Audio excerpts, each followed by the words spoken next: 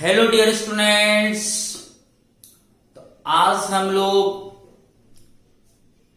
बहुत ही आसान chapter but बहुत ही इंपॉर्टेंट चैप्टर को स्टडी करने वाले हैं, केमिकल काइनेटिक्स। फोर्थ चैप्टर है according to NCERT book physical chemistry की, केमिकल काइनेटिक्स। आइए हम लोग इस चैप्टर को बहुत अच्छी तरह से समझने का प्रयास करते हैं। केमिकल काइनेटिक्स क्या है बच्चों? The branch of chemistry which deals with the study of reaction rates and their mechanisms called chemical kinetics. The branch of chemistry यानी फिजिकल केमिस्ट्री का वह ब्रांच जिसमें हम लोग स्टडी करेंगे रिएक्शन रेट्स के बारे में। रिएक्शन रेट्स क्या? रिएक्शन का स्पीड है, कितना स्पीड से रिएक्टेंट टूटेगा और कितना स्पीड से प्रोडक्ट बनेगा। यानी हमें रिएक्शन का स्पीड को डील करना है इस चैप्टर में, यानी रिएक्शन के रेट को हम लोग इसमें डील करेंगे, अर्थात रेट ऑफ रिएक्शन के बारे में हम लोग इस चैप्टर में स्टडी करेंगे एंड देयर मैकेनिज्म। और जो रिएक्शन का रेट्स होगा उसका हम लोग इस चैप्टर में मैकेनिज्म्स को भी देखेंगे। तो फिजिकल केमिस्ट्री का वह ब्रांच जिसमें हम लोग रिएक्शन के रेट्स के बारे में अध्ययन करेंगे और साथ ही साथ उसके मैकेनिज्म्स को भी देखेंगे, तो वही ब्रांच फिजिकल केमिस्ट्री का कहलाता है बच्चों केमिकल काइनेटिक्स।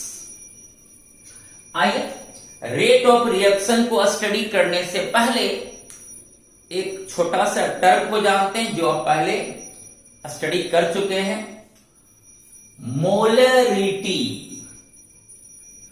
चूंकि इस चैप्टर में मोलरिटी का काफी यूज होने वाला है, इसलिए पहले आप मोलरिटी को ठीक से पुनः देखें। मोलरिटी या कॉन्सेंट्रेशन, जनरली हम लोग कॉन्सेंट्रेशन यूज करते हैं किस टर्म में? मोलरिटी में। तो मोलरिटी या कॉन्सेंट्रेशन, तो आपने बच्चों फॉर्मूला पढ़ा है मोलरिटी या concentration C equal to mole upon volume in litre. याद करिए, मोलरिटी को आपने सॉल्यूशन चैप्टर में भी डिफाइन किया है, the number of moles of solute dissolving 1 litre of solution.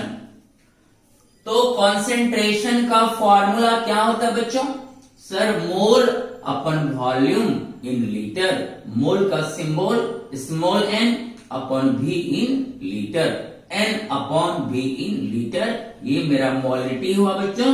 इसी को हम लोग यूज करेंगे कॉन्सेंट्रेशन में। यूनिट्स ऑफ कॉन्सेंट्रेशन क्या होगा? तो सर, ऊपर में मोल है, नीचे में लीटर है, तो मोल अपॉन लीटर यानी मोल पर लीटर। तो पूरे केमिकल काइनेटिक्स में जहां भी कॉन्सेंट्रेशन टर्म होगा वहां यूनिट यूज करेंगे बच्चों मोल पर लीटर। इसी को हम मोलर भी कहते हैं, कैपिटल M लिख सकते हैं बच्चों। क्या? मोलर। क्या लिख सकते हैं? मोलर। यानी मोल पर लीटर को सिंपली हम लोग कैपिटल M से भी डिनोट कर सकते हैं। तो मोल पर लीटर या मोलर हो गया ये मेरा टर्म। अब आइए जानते हैं कि रेट ऑफ रिएक्शन किसे कहते हैं। Rate of reaction ROR, rate of reaction, जरा समझने का आप लोग अच्छी तरह से प्रयास करेंगे। मैंने रिएक्शन का स्पीड क्या है विथ रिस्पेक्ट टू टाइम, यानी कितने समय में रिएक्टेंट कितना टूटा और कितना प्रोडक्ट बना। तो पहले आप ये जानिए कि जब हम लोग रिएक्शन को स्टार्ट करते हैं तो हमारे पास रिएक्टेंट होती है इनिशियल अमाउंट में, और जब रिएक्शन स्टार्ट हो जाती है बच्चों तो धीरे धीरे क्या होगा, रिएक्टेंट टूटता जाएगा, और जिस गति से रिएक्टेंट टूटेगा उसी गति से प्रोडक्ट का निर्माण होगा। तो समय के साथ यहां क्या हो रहा है, तो समय के साथ रिएक्टेंट की मात्रा धीरे धीरे घटेगी और प्रोडक्ट की मात्रा धीरे धीरे बढ़ेगी। तो समय के साथ रिएक्टेंट का भी कॉन्सेंट्रेशन चेंज होगा और प्रोडक्ट का भी कॉन्सेंट्रेशन चेंज होगा। तो रिएक्टेंट और प्रोडक्ट के कॉन्सेंट्रेशन में जो चेंजेस आती है विथ रिस्पेक्ट टू टाइम, वही कहलाता है बच्चों रेट ऑफ रिएक्शन। अगर आप घरेलू भाषा में समझें, जिससे हम गेहूं ले जाते हैं मिल पिसाने के लिए, तो गेहूं हमारा रिएक्टेंट हुआ सपोज, और जब रिएक्शन स्टार्ट होती है तो क्या होता है बच्चों, शुरू में हमारे पास केवल गेहूं की ही अमाउंट रहती है, आटा उस समय फॉर्म नहीं होती। आटा के अमाउंट शुरू में क्या हो गया बच्चों, 0।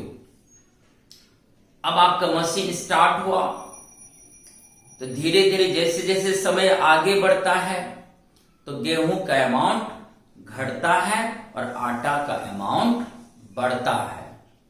यानी समय के साथ रिएक्टेंट की मात्रा क्या होगी, घटेगी, और प्रोडक्ट की मात्रा बढ़ेगी। तो ये हमें, तो समय के साथ आपने भी देखा कि रिएक्टेंट का मात्रा घट रहा है, तो रिएक्टेंट के मात्रा में चेंज आ रहा है, और साथ ही साथ प्रोडक्ट की मात्रा बढ़ रही है, तो समय के साथ प्रोडक्ट का मात्रा चेंज हो रहा है। तो समय के साथ जब रिएक्टेंट और प्रोडक्ट का कॉन्सेंट्रेशन चेंज होता है तो वही कहलाता है बच्चों rate of reaction. Rate of reaction, the change in concentration, the change in concentration of a reactant और product in unit time is called rate of reaction. यानी यूनिट टाइम में रिएक्टेंट के कॉन्सेंट्रेशन में कितना से चेंज आया, या उसी यूनिट टाइम में प्रोडक्ट के कॉन्सेंट्रेशन में कितना से चेंज आया। तो यूनिट टाइम में रिएक्टेंट और प्रोडक्ट के कॉन्सेंट्रेशन में जितना से बदलाव आती है, चेंज आती है, वही कहलाता है बच्चों रेट ऑफ रिएक्शन। मान लेते हैं कि ये हमारा कोई केमिकल रिएक्शन है, आर हो गया बच्चों रिएक्टेंट और पी हो गया हमारा प्रोडक्ट। तो rate of reaction ROR, short में रेट ऑफ रिएक्शन को हम लिखेंगे बच्चों ROR। Rate of reaction equal to क्या होगा, तो sir change in concentration of reactant और product. Rate of reaction equal to होगा change in concentration of reactant और product upon time taken for the change. Reactant और product के concentration में जो चेंज आया और उस चेंज में जितना टाइम लगा वही कहलाएगा बच्चों रेट ऑफ रिएक्शन। तो जितने समय में किसी रिएक्टेंट और प्रोडक्ट का कॉन्सेंट्रेशन में जितना से चेंज आती है, बदलाव आती है बच्चों, वही कहलाता है रेट ऑफ रिएक्शन। तो रेट ऑफ रिएक्शन का एक जनरल फार्मूला हो गया बच्चों change in concentration of reactant या product upon time taken for the change. Change होने में रिएक्टेंट और प्रोडक्ट का जो कॉन्सेंट्रेशन चेंज हुआ तो उस चेंज होने में जितना समय लगा उस समय से यहां डिवाइड कर देंगे तो हमारा निकल जाएगा rate of reaction. Rate of reaction का फॉर्मूला हुआ change in concentration of reactant और product upon time taken for the change. Units क्या होगा, कभी कभी ऑब्जेक्टिव में पूछ दिया करता है units of ROR, units of rate of reaction. तो आपने देखा ऊपर में क्या बच्चों, चेंज इन कॉन्सेंट्रेशन, ऊपर में कॉन्सेंट्रेशन टर्म है, upon time taken for the change, नीचे में टाइम टर्म है, तो ROR इक्वल टू हो गया कॉन्सेंट्रेशन अपॉन टाइम। और कॉन्सेंट्रेशन देख लो, कॉन्सेंट्रेशन का यूनिट क्या होता है, तो कॉन्सेंट्रेशन के प्लेस पर कॉन्सेंट्रेशन का यूनिट पुट कर देना है मोल पर लीटर, और टाइम का यूनिट क्या होता है बच्चों, सेकेंड, तो हो गया मोल पर लीटर पर सेकेंड। अगर ये ऑब्जेक्टिव क्वेश्चन आए कि रेट ऑफ रिएक्शन का इनमें से कौन सा यूनिट करेक्ट है, तो आप तो रेट ऑफ रिएक्शन को डिफाइन करने जानते, the change in concentration of reactant और प्रोडक्ट पर यूनिट टाइम, पर इकाई समय में रिएक्टेंट और प्रोडक्ट के सांद्रण में, कॉन्सेंट्रेशन में, मोलरिटी में जितना से चेंजेस आई वही कहलाता है रेट ऑफ रिएक्शन। तो हमारा रेट ऑफ रिएक्शन का यूनिट अगर निकालना हो तो ऊपर में कॉन्सेंट्रेशन टर्म, नीचे में time term, concentration upon time, concentration का यूनिट आपको पता है मोल पर litre upon second equal to हो जाएगा बच्चों मोल पर लीटर पर सेकेंड। और मोल पर लीटर को हम सिंपली कैपिटल M भी यूज कर सकते हैं मोलर के टर्म में, तो मोल पर लीटर के प्लेस पर यहां हो गया मोलर, तो मोलर पर सेकेंड हो गया। या अगर टाइम मिनट में भी दे सकता है तब हो जाएगा बच्चों पर सेकेंड के स्थान पर मिनट यूज कर लेंगे तो हो जाएगा मोल पर लीटर पर मिनट, या इसी को हम लिख सकते हैं बच्चों मोलर पर minute. In case of gases reaction, suppose करो कि जो हमारा रिएक्शन है वो गैसियस रिएक्शन है, तो गैसियस रिएक्शन को हम, गैसियस रिएक्शन का कॉन्सेंट्रेशन किसमें यूज होता है बच्चों, पार्शियल प्रेशर में यूज होता है, इसलिए यहां कॉन्सेंट्रेशन के प्लेस पर किसका यूनिट यूज होगा, प्रेशर का। In case of gaseous reaction, अगर गैसियस रिएक्शन होगा तब कॉन्सेंट्रेशन के प्लेस पर हम लोग प्रेशर के यूनिट को यूज करेंगे, और प्रेशर का यूनिट हम लोग जनरली क्या यूज करते हैं, एटीएम या बार, क्योंकि एटीएम और बार आपस में इक्वल होता है, जो वैल्यू एटीएम में होती है वही वैल्यू बार में होती है। Why, because 1 ATM equal to 1 bar होती है। तो जब गैसियस रिएक्शन होगा बच्चों तब कॉन्सेंट्रेशन के प्लेस पर आप यूनिट यूज करोगे एटीएम या बार, एटमॉस्फेरिक प्रेशर या बार। तो units of rate of reaction in case of gases reaction के टर्म में हो जाएगा बच्चों, जहां कॉन्सेंट्रेशन था अब वहां एटीएम यूज कर लिए अपॉन टाइम, तो एटीएम अपॉन टाइम, तो एटीएम पर सेकेंड, या एटीएम के प्लेस पर हम बार भी यूज कर सकते हैं, तो एटीएम पर सेकेंड या बार पर सेकेंड। चलिए पूरा क्लियर हो गया ये, इसमें कोई कंफ्यूजन नहीं है आपको। रेट ऑफ रिएक्शन आप समझ गए क्या होता है, स्पीड, रिएक्शन की स्पीड क्या है, कितना समय में रिएक्टेंट कितना टूट पाएगा या प्रोडक्ट कितना बन पाएगा, तो समय के साथ क्या होगा, रिएक्टेंट धीरे धीरे टूटेगा तो रिएक्टेंट का कॉन्सेंट्रेशन घटेगा, और समय के साथ प्रोडक्ट का कॉन्सेंट्रेशन क्या होगा बच्चों, बढ़ेगा। अब वो डिपेंड करेगा रिएक्टेंट के नेचर पर कि कम समय में रिएक्टेंट ज्यादा टूट रहा है या कम टूट रहा है, वो तो रिएक्टेंट के नेचर पर डिपेंड करेगा कि किस रिएक्टेंट में टूटने की प्रोबेबिलिटी ज्यादा है या कम है, उसके अकॉर्डिंग उसके रेट का मापदंड होगा।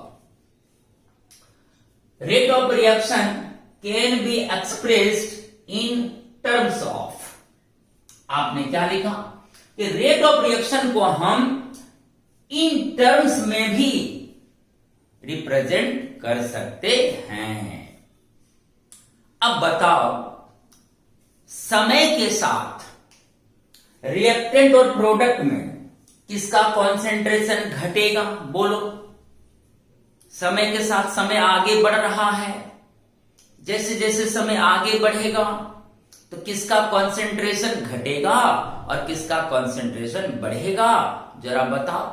तो समय के साथ गेहूं का कॉन्सेंट्रेशन घटता है और आटा का कॉन्सेंट्रेशन बढ़ता है, यानी रिएक्टेंट का कॉन्सेंट्रेशन घटता है, प्रोडक्ट का कॉन्सेंट्रेशन बढ़ता है। तो समय के साथ क्या हो रहा है? रिएक्टेंट का कॉन्सेंट्रेशन घट रहा है, यानी रिएक्टेंट का कॉन्सेंट्रेशन डिसअपियर हो रहा है। Disappear means decrease and appear means increase.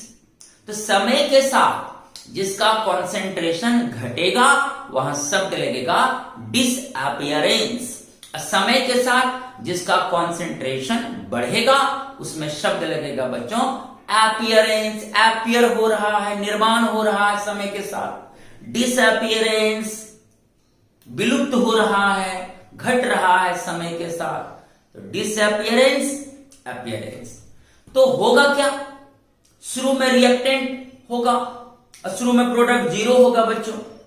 अब रिएक्शन स्टार्ट हुआ तो क्या होगा? जैसे जैसे टाइम आगे बढ़ेगी रिएक्टेंट का कॉन्सेंट्रेशन डिसअपियर होगा, घटेगा, और जैसे जैसे रिएक्टेंट डिसअपियर होगा वैसे वैसे प्रोडक्ट क्या होगा बच्चों? अपियर होगा। इस तरह से होगा। इसका स्लोप समय के साथ रिएक्टेंट का कॉन्सेंट्रेशन डिक्रीज कर रहा है और प्रोडक्ट का कॉन्सेंट्रेशन इंक्रीज कर रहा है। देखो इस तरह से होगा। तो जिस गति से रिएक्टेंट का कॉन्सेंट्रेशन घटेगा उसी गति से प्रोडक्ट का कॉन्सेंट्रेशन बढ़ेगा। बोलो ये बात क्लियर हो गया? और एक समय आएगा आगे कि उसके बीच इक्विलिब्रियम एग्जिस्ट हो जाएगा। क्लियर हो गया? धीरे धीरे रिएक्टेंट का कॉन्सेंट्रेशन घटता जाएगा, उसी गति से प्रोडक्ट का कॉन्सेंट्रेशन बढ़ता जाएगा और एक समय आएगा कि दोनों का स्लोप पैरेलल हो जाएगा। और जब पैरेलल होगा तो रिएक्टेंट और प्रोडक्ट के बीच इक्विलिब्रियम एग्जिस्ट कर जाएगा और इक्विलिब्रियम एग्जिस्ट होने के बाद फॉरवर्ड और बैकवर्ड रिएक्शन क्या हो जाएगा? इक्वल। तब जिस रेट से बचा हुआ रिएक्टेंट प्रोडक्ट में बदलेगा उसी रेट से जितना प्रोडक्ट बना वह रिएक्टेंट में बदलने लगेगा। तो मैंने ये कहा कि ROR को, रेट ऑफ रिएक्शन को हम लोग डिसअपियरेंस और अपियरेंस के टर्म से भी रिप्रेजेंट या एक्सप्रेस कर सकते हैं। रिएक्टेंट का कॉन्सेंट्रेशन डिक्रीज कर रहा है विथ रिस्पेक्ट टू टाइम, तो डिक्रीज को हम यहां डिसअपियरेंस से भी एक्सप्रेस कर सकते हैं। और समय के साथ क्या होगा बच्चों?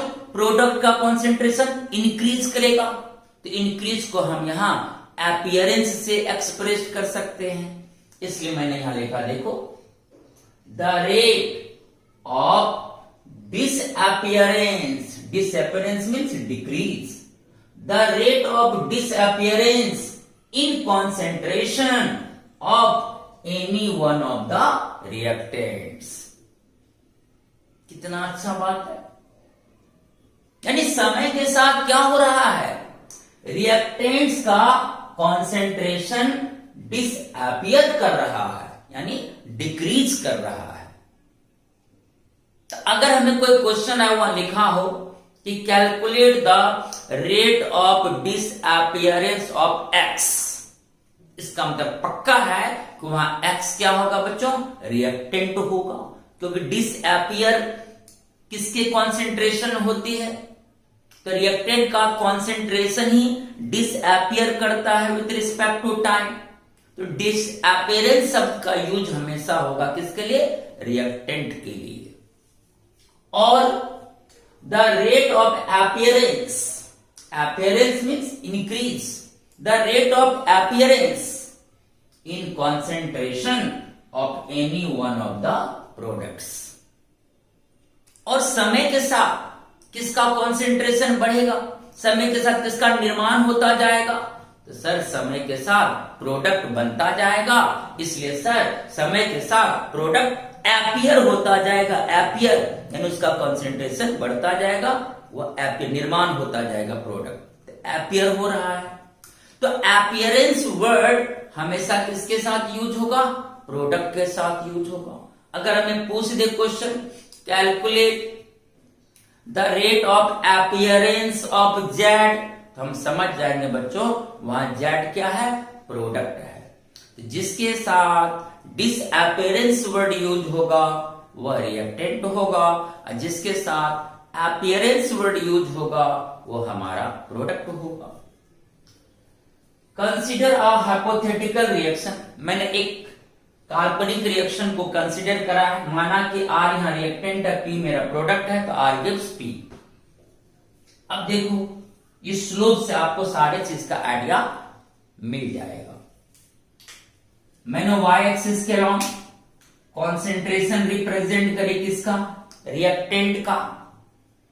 और एक्स एक्सिस के अलॉन्ग टाइम, तो कॉन्सेंट्रेशन वर्सेस टाइम। और आपको पता है बच्चों कॉन्सेंट्रेशन वर्सेस टाइम हमारा कहलाता है रेट ऑफ रिएक्शन। ये हुआ कॉन्सेंट्रेशन किसका? रिएक्टेंट का। देख लो आर, और यहां मैंने क्या रिप्रेजेंट करा? टाइम। अब चलिए शुरुआत करते हैं। आर नॉट, नोट लगा हुआ है नीचे में, अगर नोट का सिंबल हो वह इनिशियल होता है।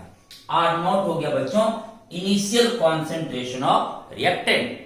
जब हम रिएक्शन शुरुआत करेंगे तो हमारे पास क्या होगा? केवल रिएक्टेंट होगी, उसका प्रारंभिक कॉन्सेंट्रेशन मान लेते हैं आर नॉट है शुरुआत में।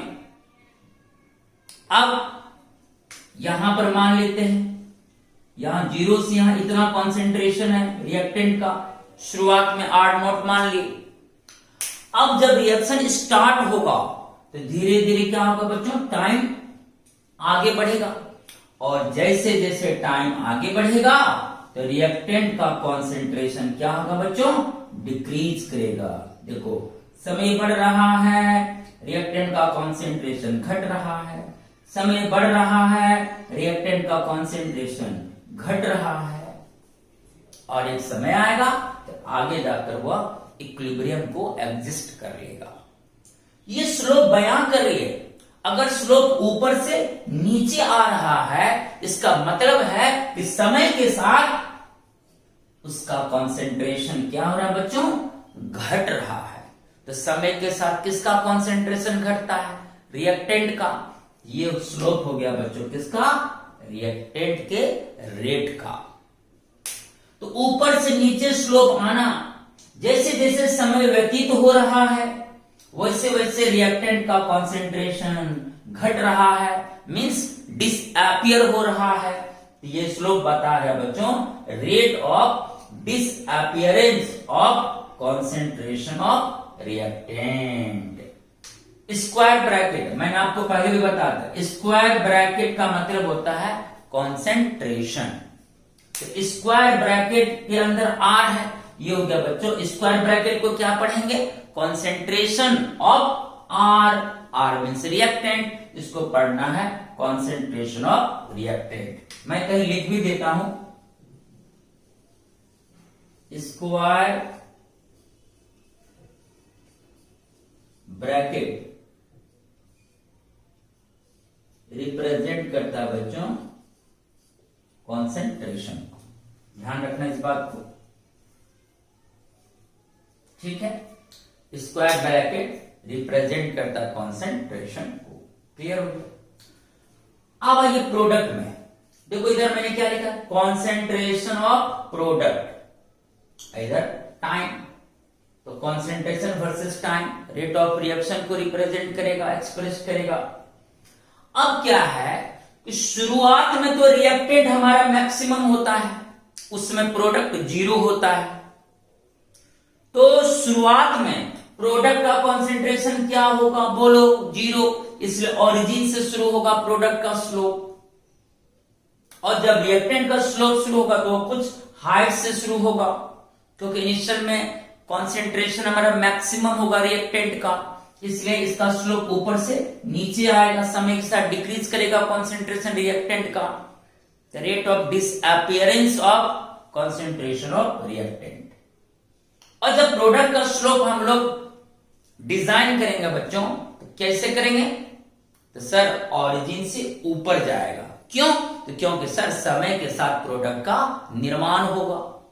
शुरू में आटा 0 था, गेहूं मैक्सिमम था, जब मिल चलना शुरू हुआ, समय आगे बढ़ता गया, तो आटा का अमाउंट धीरे धीरे क्या हो गया बच्चों, बढ़ता गया।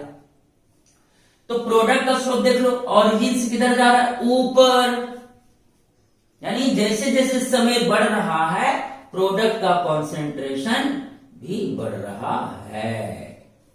तो समय के साथ प्रोडक्ट का कॉन्सेंट्रेशन क्या होगा बच्चों, इंक्रीज करेगा, बढ़ेगा। तो वह कहलाएगा rate of appearance of concentration of product. बोलो क्लियर हो गया। याद रखना, स्क्वायर ब्रैकेट को हम लोग क्या पढ़ेंगे, कॉन्सेंट्रेशन ऑफ पी यानी कॉन्सेंट्रेशन ऑफ प्रोडक्ट। बोलो ये दोनों श्लोक अच्छी तरह से समझ में आई, कोई कंफ्यूजन नहीं है। तो रिएक्टेंट का स्लोप हमेशा कैसे आएगा, ऊपर से नीचे।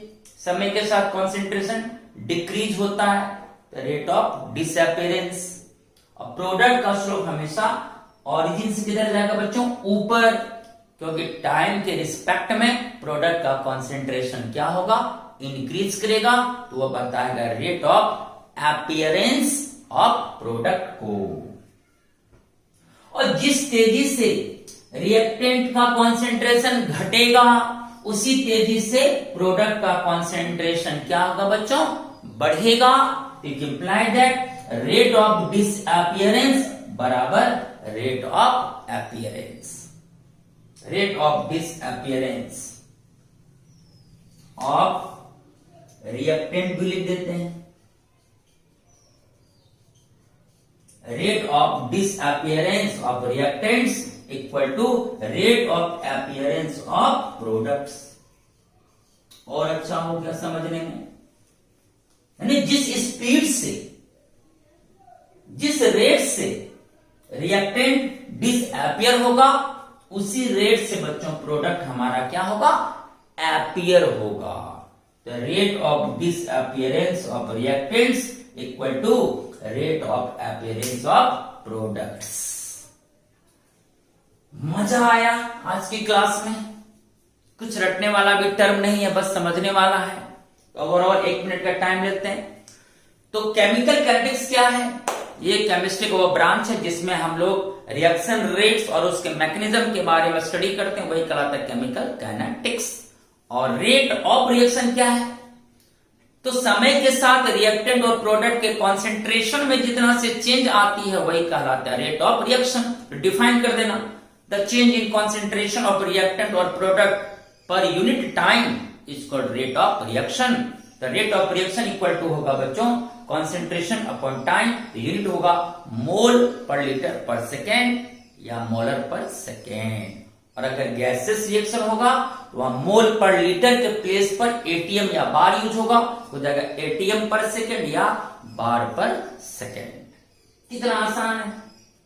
और इसी रेट ऑफ रिएक्शन को हम लोग डिसअपियरेंस और अपीयरेंस से भी एक्सप्रेस कर सकते हैं। तो रिएक्टेंट के साथ डिसअपियरेंस शब्द यूज करोगे और प्रोडक्ट के साथ अपीयरेंस शब्द का यूज करेंगे। और जब दोनों के स्लोप को रिप्रेजेंट करेंगे तो रिएक्टेंट का स्लोप समय के साथ क्या होगा, डाउनवर्ड शो होगा, ऊपर से नीचे आएगा।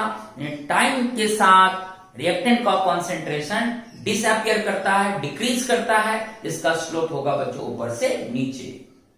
और समय के साथ प्रोडक्ट का कॉन्सेंट्रेशन इंक्रीज करता है यानी अपीयर होता है, तो उसका स्लोप होगा ऑरिजिन से ऊपर की तरफ। एकदम आसान है। और जिस रेट से रिएक्टेंट का कॉन्सेंट्रेशन डिसअपियर करेगा उसी रेट से प्रोडक्ट का कॉन्सेंट्रेशन अपियर करेगा। तो लास्ट में लिख सकते हैं बच्चों, rate of disappearance of reactants equal to rate of appearance of products.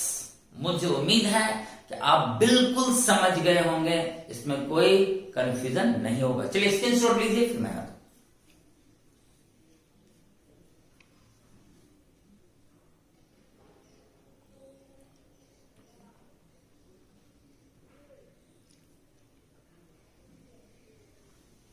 चलिए अब बच्चों